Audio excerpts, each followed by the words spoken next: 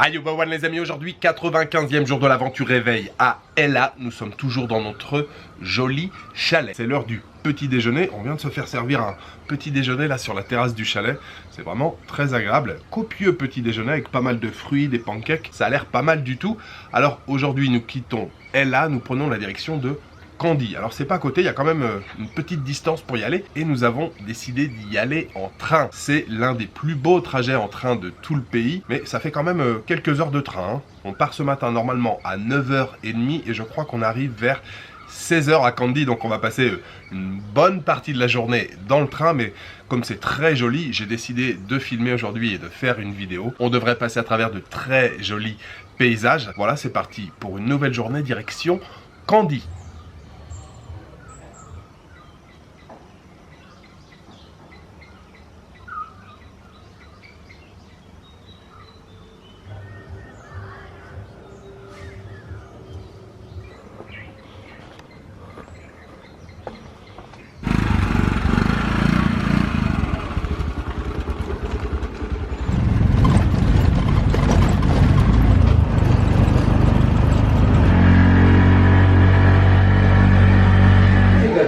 Der kann nicht wechseln.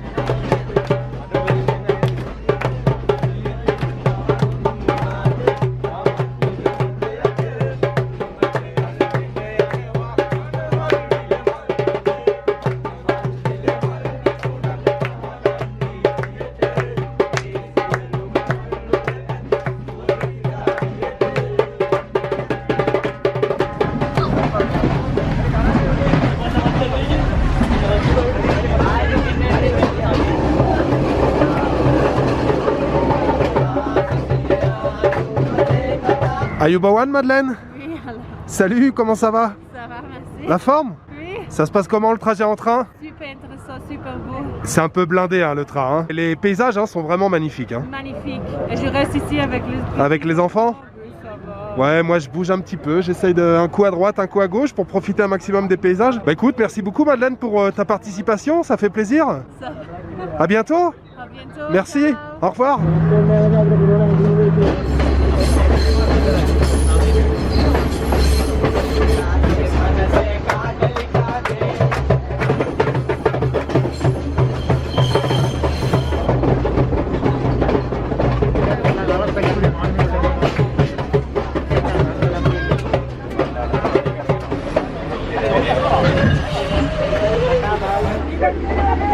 you.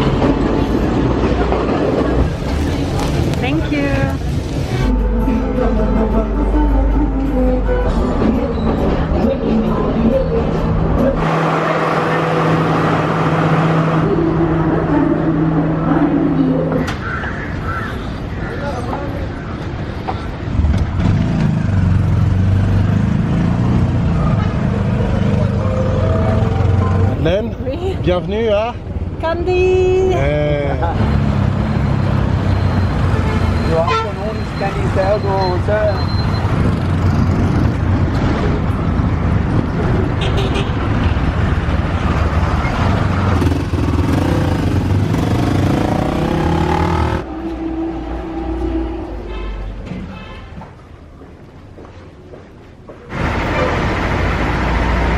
Welcome to Candy les amis. Alors j'ai décidé de vous parler depuis le balcon de l'hôtel, même si la rue est très bruyante devant, je vais essayer de parler assez fort. Ce trajet en train donc depuis Ella jusqu'à Candy, c'était fantastique. Les paysages sont vraiment très beaux. Ça a duré quand même 6h30 je crois, ouais, quasiment 6h30, mais ça vaut le coup. C'est un très beau trajet au milieu des vallées, au milieu des plantations de thé. Alors justement quelques mots sur le thé quand même. Le fameux thé de Ceylan hein, qu'on appelle toujours, ouais, le thé de Ceylan, je crois que je vous l'avais expliqué le premier jour. On a gardé l'appellation thé de Ceylan.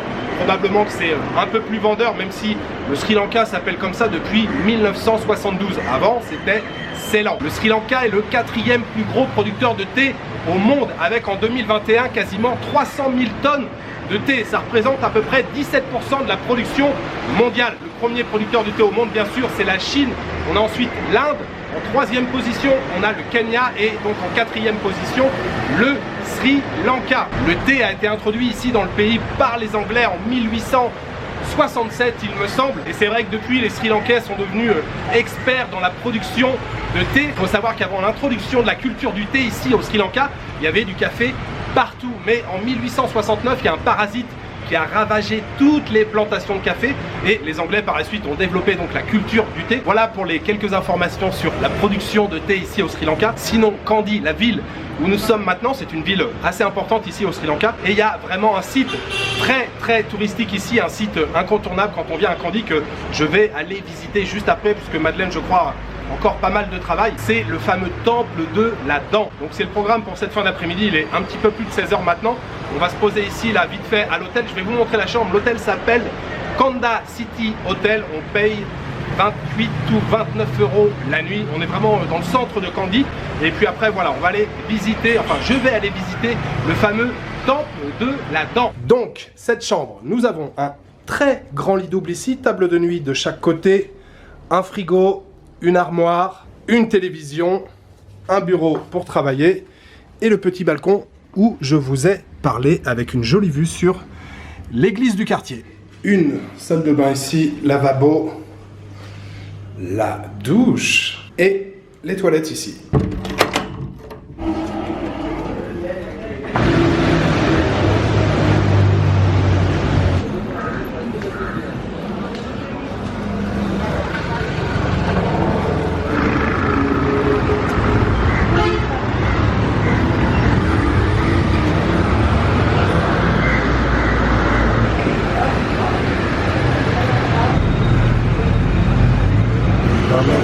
Dosa.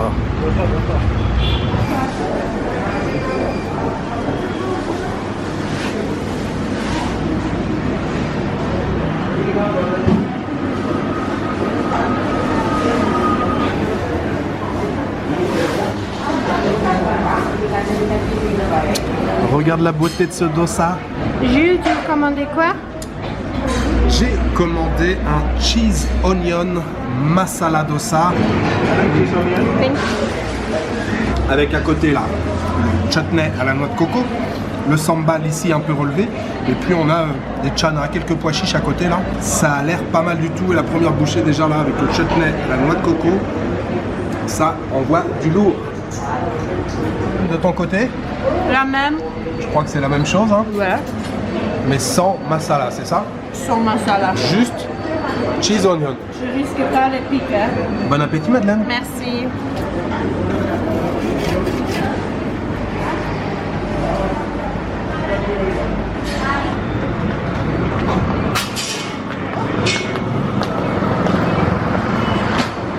C'est quoi ça Madeleine?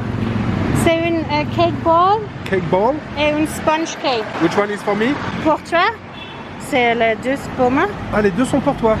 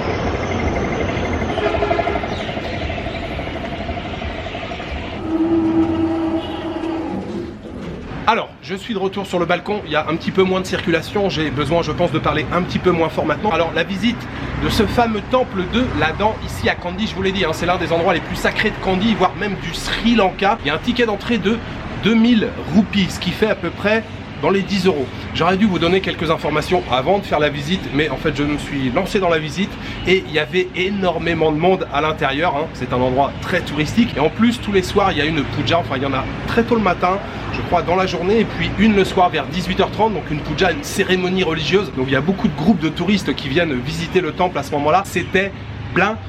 C'était noir de monde, en tout cas dans la partie centrale du temple, donc je me suis pas éternisé, hein. Je suis pas resté très longtemps, j'ai plutôt exploré les alentours du temple. Le site se trouve dans l'enceinte de l'ancien palais royal du royaume de Kandy. Cette autre partie là à l'extérieur, c'était beaucoup plus sympa, il y avait quand même beaucoup moins de monde, donc j'ai pris le temps de me poser un petit peu. C'est vraiment une visite que je vous conseille, même si voilà, c'est très touristique et blindé de monde, ça reste quand même un lieu de prière. C'est un endroit où voilà, il y a beaucoup de Sri Lankais de tout le pays qui viennent faire des offrandes, qui viennent prier ici. Ce temple est très ancien, il a été construit en 1595 et la légende autour de cette dent de Bouddha, après la crémation de Bouddha qui a eu lieu donc en Inde, cette dent a été retrouvée dans les cendres et elle a été rapportée clandestinement ici au Sri Lanka par un couple princier, et ensuite cette dent elle s'est déplacée de capitale en capitale, puisque cette dent a toujours été associée au pouvoir politique en fait. Si on possédait cette dent, on possédait le pouvoir. D'abord cette dent s'est retrouvée à Anuradhapura, une ancienne capitale, ensuite à Polonnaruwa et puis ensuite ici à Kandy. Voilà, c'était une très belle visite. Ah si, je voulais vous parler des masala dosa qu'on a mangé. Vous savez, il y a 2 jours à Ella, j'avais mangé un masala dosa que j'avais trouvé très bon, mais alors ce soir c'était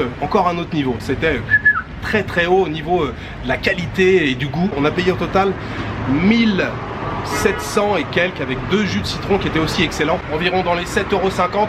C'était un régal. Ce très bon masala dosa que j'ai mangé cet après-midi, j'aimerais le dédicacer aux tipeurs. J'aimerais remercier aujourd'hui Camille Ferron et Jessica Leng. Merci beaucoup à vous deux pour votre soutien. Voilà, il me reste juste à vous souhaiter une bonne soirée, une bonne nuit ou une bonne après-midi. Je vous donne rendez-vous demain pour une nouvelle journée au Sri Lanka. Ciao, good night.